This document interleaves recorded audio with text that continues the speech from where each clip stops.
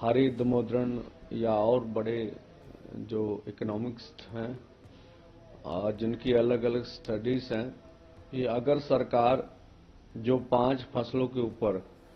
Contact based farming की बात कर रही है, वो उनका दावा था और वो था कोई 1.5 लाख करोड़ रुपया इन पे ऊपर खर्चा आएगा अगर हम इसे परचेज करेंगे, तो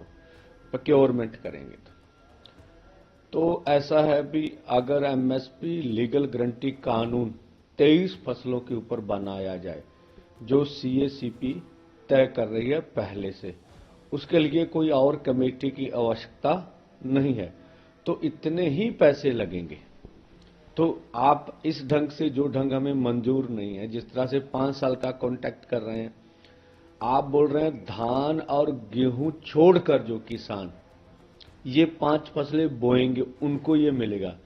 तो इसका मतलब हुआ जो पहले ये 5 फसलें बो रहे हैं वो वैसे ही उनमें से बाहर हो जाएंगे। तो ये प्रस्ताव दोषपूर्ण है, इसलिए हमने इसे रद्द कर दिया। और जैसे बाहर से तेल बीज पाम ऑयल सरकार मंगा रही है, सरकार के अपने आंकड़े हैं कि 2.25 लाख करोड़ रुपया हमें बाहर से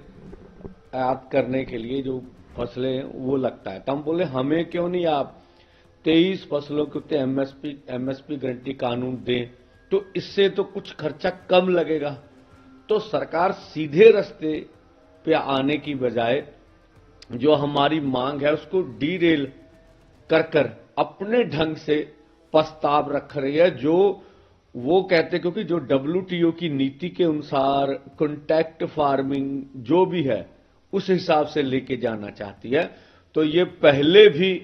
कई राज्यों में शुरू है, वहां उन राज्यों में बहुत सी समस्याएं हैं। ये हरियाणा में भी मेरा पोर्टल नाम से शुरू थी, लेकिन हरियाणा की समस्या तो समाप्त नहीं हुई, तो इसलिए हमने इसे रद्द कर दिया। और आप भी आपके सामने बोल रहे हैं, माननीय प्रधानमंत्री जी से रिक्वेस्ट करते हैं कि सीएसीपी की रिपोर्ट के अनुसार हम तो मांग रहे हैं सभी फसलों के ऊपर ये हो। चलो अभी क्योंकि जिस तरह का समय है उस तरह से सीएसीपी की रिपोर्ट के ऊपर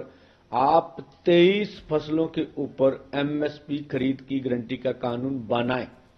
और यही पैटर्न से बाकी सभी फसलों के इसके बीच में लाएं। रह गई हमारी बात, हम सीएसीपी की बहुत सी